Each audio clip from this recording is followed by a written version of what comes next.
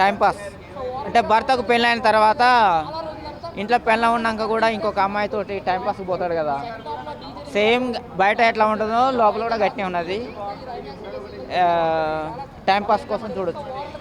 Message అయితే ఏం లేదు, అది జనరల్గా రియల్గా మనం కూడా పోతాం కదా, పెళ్ళి అయితే పక్కకు పోతాం కదా, సేమ్ రవితేజ సినిమా కూడా గట్టిగా ఉన్నది అన్న. సాంగ్స్ వాము అయ్యే సాంగ్ బాగున్నది, ఫైట్ మామూలుగానే ఉన్నాయి. మెసేజ్ అయితే పెద్దగా ఏం లేదు. ఇక ఇంట్లో పూరి ఉంటే పక్కన చపాతి కోసం పోతారు కదా అబ్బాయిలు, అది పరిస్థితి. పాట అయితే బాగుంది, వాము అయ్యే సాంగ్ బాగున్నది. టైంపాస్ సినిమా అన్న మ్యూజిక్ బాగుంది. ఈ 3 సినిమాలలో నేను 3 సినిమాలు చూసిన. సంక్రాంతికి వచ్చింది రాజసాబ్ సినిమా అయితే నాకు నచ్చింది. అందులో ఎందుకంటే అందాల దేవతలు ఉన్నారు, రంభ ఊరసి మేనకు ఉన్నది, అందాల దేవతలు ఉన్నారు. అది టైంపాస్ అయితే ఇది. పెళ్ళంగోలు అయితే చిరంజీవిది, టైంపాస్ అయితే రవితేజది, అందాల దేవతలను చూడాలంటే రాజసాబ్. మీ ఇష్టం. చూశానండి, మూవీ మాత్రం అంతా మీరు అనుకున్నంత లేదు, కానీ కామెడీ పర్పస్లో చాలా బాగుంది. ప్రతి ఒక్క భర్త ఈ సినిమా చూస్తే వేరే అమ్మాయి జోలికి వెళ్ళాడు ఫస్ట్ ఆఫ్ ఆల్. ఎందుకంటే అసలు ఒక భార్య పెళ్ళైన తర్వాత భార్య మీద బోర్ వచ్చి వేరే అమ్మాయిని చూస్తుంటారు చాలామంది. దాని బేస్లో సినిమా తీశారు. అండ్ మన రవితేజ గారు ఒక లండన్ వెళ్ళి అక్కడ ఒక అమ్మాయిని చూసుకొని మళ్ళీ ఆ నిజం మళ్ళీ వచ్చి భార్యకి చెప్తే ఎలా ఉంటుందో సిచ్యువేషన్ అండి.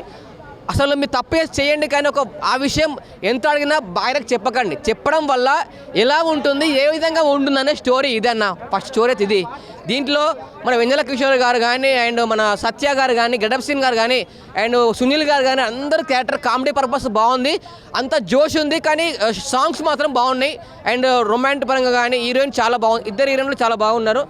అంతా మీరు అనుకున్నంత లెవెల్లో లేదు, కానీ చూడొచ్చు. మూవీ అయితే కామెడీ అంతా ఓకే, కానీ మేము చూసిందంతా కొంచెం బోర్గా ఫీల్ అయ్యాము. కొంచెం స్టోరీ అంతా అనిపించట్లేదు, లేటెస్ట్గా స్టోరీ ఏం లేదు, కామన్గా ఉంది స్టోరీ. నేను ఇప్పుడే మన రవితేజ అనే సినిమా చూసిన. నాకైతే సినిమాలో భయ్య నచ్చింది ఏంటంటే అన్న, అసలు చాలా రోజుల తర్వాత మన మాస్ మహారాజా అని భయ్య ఒక ఎంటర్టైన్మెంట్గా అల్లరల్లరి చాలా చాలా చాలా బాగుంది. నాకే చాలా బాగా నచ్చింది. మెయిన్గా భయ్య నాకు మైనస్ ఏంటంటే భయ్య, మన మాస్ మహారాజా సినిమా అంటే ఒక వేరే లెవెల్ ఉంచుకుంటాం భయ్య, కానీ డైరెక్టర్ వల్ల సినిమా మిస్ అయింది భయ్య. ఎందుకంటే కొన్ని స్టోరీ ఉంటాయి భయ్య, అది కొన్ని కనెక్ట్ అయితే కొందరు కనెక్ట్ కాదు. ఈ స్టోరీ నాకు కనెక్ట్ కాలేదు భయ్య. నేను చాలా బాధపడ్డా. మా రవితేజ నా బ్యాక్గ్రౌండ్ అనుకున్న సినిమాలో సో డైరెక్టర్ గారు లెంతీ అండ్ ల్యాగ్ చేసి పెట్టేసి. మెయిన్గా మాత్రం నాకు నచ్చింది ఏంటంటే భయ్య, ఈ సినిమాలో మాత్రం హీరో హీరోయిన్ అంటే మన భార్య అండ్ ఎక్స్ ఒకే ఆఫీస్లో ఉంటే ఆ ఫన్, ఆ ఎంటర్టైన్మెంట్, ఆ ఇబ్బంది ఎలా ఉంటుందో చాలా చాలా బాగా చూపించారు. మెయిన్గా మాత్రం మన రవితేజ యాక్టింగ్ మాత్రం వేరే లెవెల్ అని. అసలు ఇరా కొట్టేసిన భయ అల్లరల్లరి అంటే ఒక వెంకీ సినిమా, ఇడియట్ సినిమాలో అల్లరి కొట్టిండు, చాలా చాలా బాగుంది. మెయిన్గా మాత్రం ఇద్దరు హీరోయిన్ భయ వాడుకునే విధానము, అవి వామ్మో వాయు ఆ సాంగ్ కూడా అదిరిపోయింది. కానీ స్టోరీ పరంగా ఇంకా అంటే బాగుండే కదా, అనవసరమైన కామెడీ, అనవసరం ఆ టైమింగ్లో అసలు కామెడీ అవసరం లేదు. కొన్ని సీన్లో భయ ఆ కామెడీ అవసరం లేదు, అంటే కామెడీ వర్కౌట్ కాలే భయ, అంటే ఫుల్గా ఎంటర్టైన్మెంట్ ఇద్దాం అనుకున్నాడు, కానీ అది మిస్బిహేవ్ అయింది. నాకైతే నచ్చలేదు. మెయిన్గా మాత్రం ఒకటే భయ, సినిమాలో 1 మ్యాన్ షో మన మాస్ మహారాజా కోసం చూడొచ్చు భయ. సినిమా చాలా చాలా బాగుంది. కానీ ఇంకొకసారి అంటే రవితేజని చూపించే విధానంలో జర ఇంకా జాగ్రత్త పెట్టే బాగుంటుంది.